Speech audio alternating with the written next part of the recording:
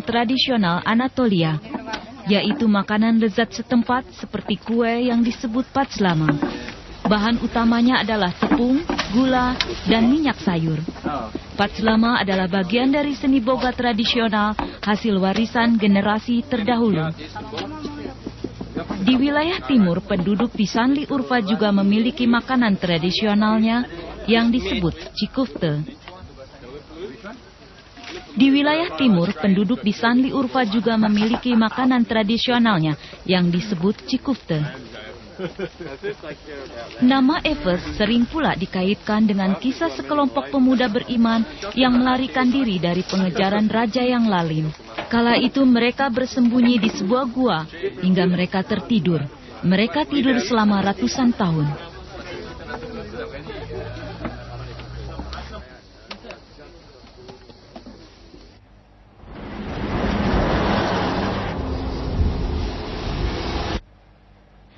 Efes terletak di timur Turki, 640 km dari Istanbul.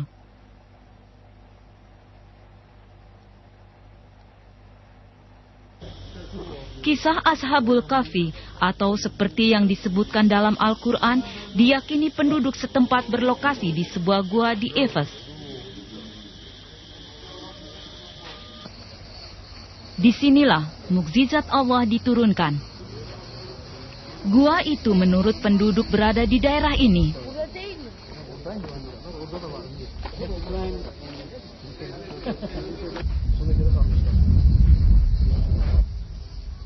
Dikisahkan bahwa ibunda Nabi Isa, Siti Maryam dan temannya Johana pernah ke daerah ini dalam misi menyebarkan ajaran Nasrani. Kala itu pemerintah dan rakyat suatu kaum tak percaya terhadap satu Tuhan.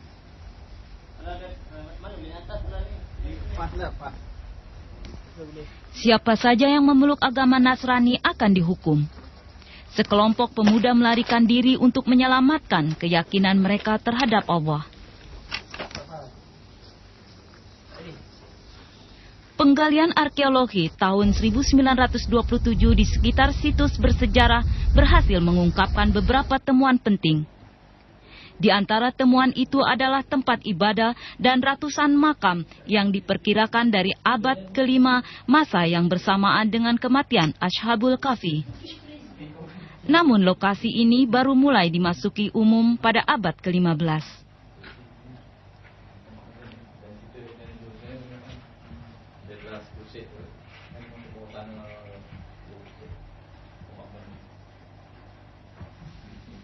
Fungsi dari sisa peninggalan belum terungkap, meskipun diteliti secara seksama. Ditambahkan pula mengenai temuan tulisan tangan di beberapa tempat yang menceritakan tentang gua berpenghuni bahwa mereka dimakamkan di daerah ini. Kral Dekens zamanında sayılarını Allah bilir. 6 genç bir tane de köpekleriyle beraber inandılar ve zulümden buraya kadar kaçıp geldiler. Burada Cenab-ı Allah onları bir rivayete göre 300, bir rivayete göre de 309 sene ölmeden uyku halinde bunları burada muhafaza etti. Bunlara 7 uyurlar denmektedir.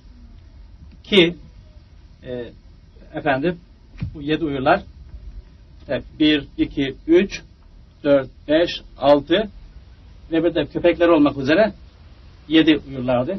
Tabiatıyla bunların gerçek sayısını Cenab-ı Allah bilir.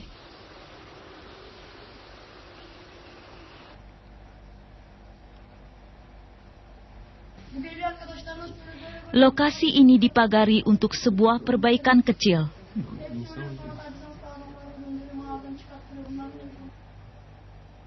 Makna keberadaan peti mati dari batu di lokasi ini belum diketahui.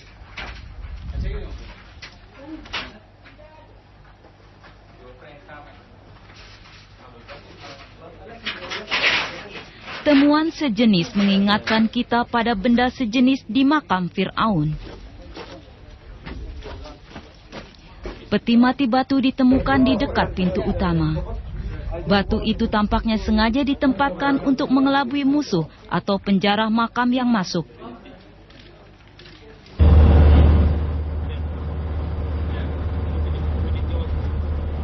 Daerah Tarsus, Turki disebutkan pula pernah dikunjungi para nabi. Makam Nabi Syed dan Daniel disebutkan terdapat di sini, selain juga kejadian Ashabul Kahfi.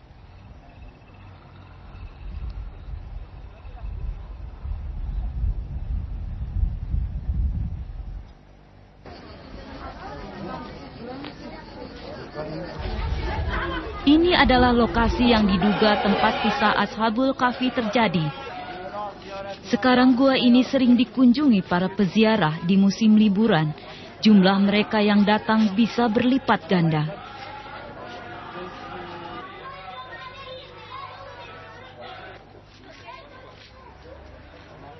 Kalangan sejarawan mungkin cukup dipusingkan dengan bermacam pengakuan tentang keberadaan gua Ashabul Kahfi. Kitab suci Al-Quran sendiri tak menyebutkan secara tepat lokasi dan waktu kejadiannya. Namun yang terpenting adalah makna yang terkandung di balik peristiwa itu.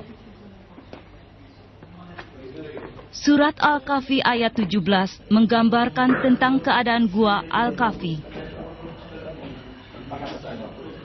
Ada yang menyebutkan tentang sinar matahari yang masuk ke dalam gua dan menerangi ruangan di dalamnya. Mungkin ini cukup menjelaskan tentang keadaan gua itu. Ashab-ı Kehf hadisesi kitabımız Kur'an-ı Kerim'de geçen hadisedir. Kur'an-ı Kerim 114 suredir. 18. suresi Kehf suresidir. Kehf suresinin 9. ayetinden 27. ayetine kadar bu hadiseden bahseder.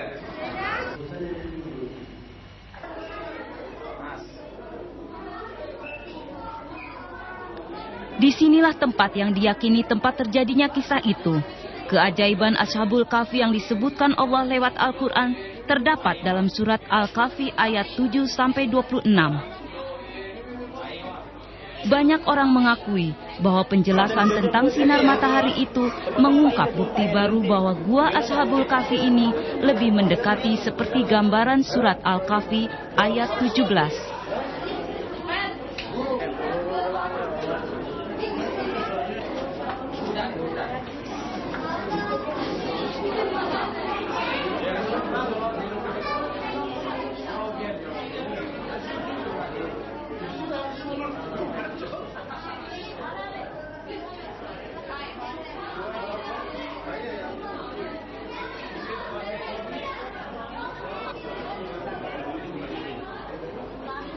Gua di Tarsus adalah gua terbesar di daerah ini.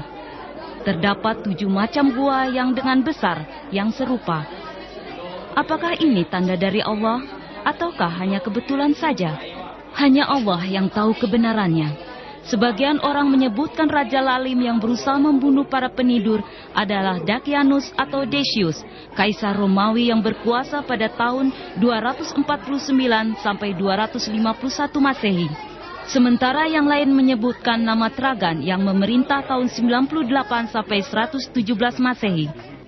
Kebanyakan penduduk setempat meyakini bahwa Ashabul Kahfi terdiri dari 7 orang, yaitu Yemliha, Maxelina, Mislina, Mernus, Debernus, Sazenus, Kafestayasus, dan seekor anjing bernama Kitmir.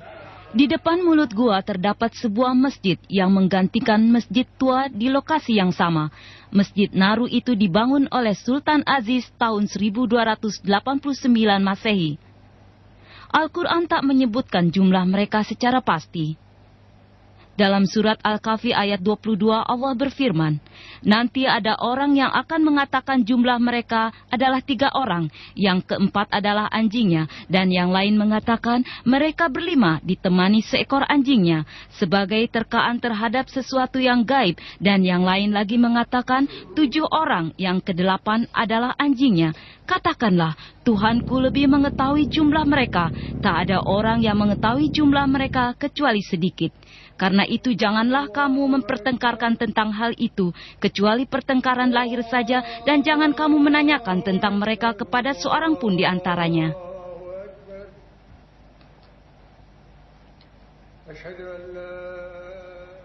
Menurut penduduk setempat, setelah wafatnya Rasulullah, Bilal datang ke tempat ini untuk mengunjungi gua Ashabul Kahfi. Bilal tinggal selama 20 tahun dan tidur di rumah yang dulunya tepat berada di lokasi masjid berada. Satu-satunya peninggalan yang tersisa adalah sumur tua sedalam 17 meter yang dikatakan sebagai tempat Bilal pernah mandi dan berwudu. Efendim, burası Bilal-i Habeşi'nin mübarek makamı. Hazreti Resulullah dünyadan ahirete gittikten sonra Bilal-i Habeşi buraya Ashab-ı Kehf'leri ziyarete gelmiş.